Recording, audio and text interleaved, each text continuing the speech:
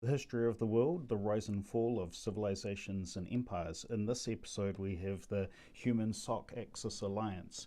This is from ancient to present and has been running for a very long time. People are very familiar with this sock and human alliance.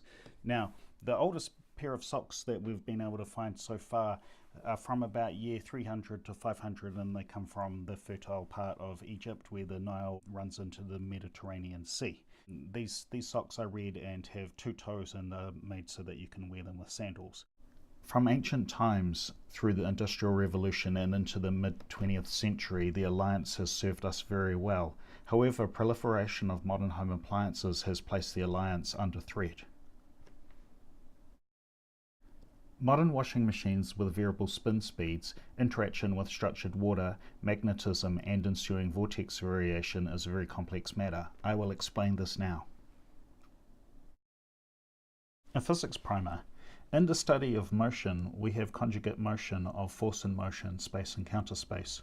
Centrifugal divergence and centripetal convergence form a reciprocating precessional hyperboloid. In the direct observation of water draining a bath, while the water spins in one direction, the wave spins hyperbolically in both directions simultaneously.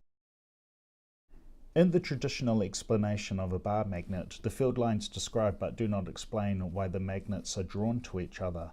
However, an end-view examination of a bar magnet reveals the magnetic spatial counterspatial vortex. Obviously, the simplex pressure mediation of space and counterspace leads the magnets to fall into each other.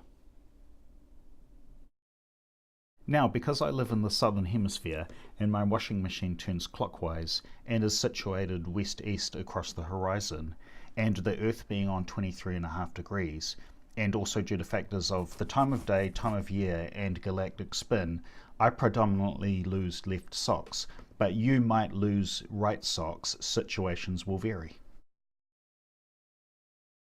Everybody is familiar with how microwave oven works. The polar molecules are excited by the electromagnetic radiation in electromagnetic waves. The problem is that the interaction of the electromagnetic radiation created by the spinning socks in the water while interacting with the spin vortex forms a grand unified structural water electromagnetic spin vortex quantum vacuum energy ZPE transdimensional stargate, which of course leads all of the socks to be left out in space. If you look deep into the Diamond Nebula, you'll find that it is actually very carefully made up of a large structure of lost socks, both left and right socks actually.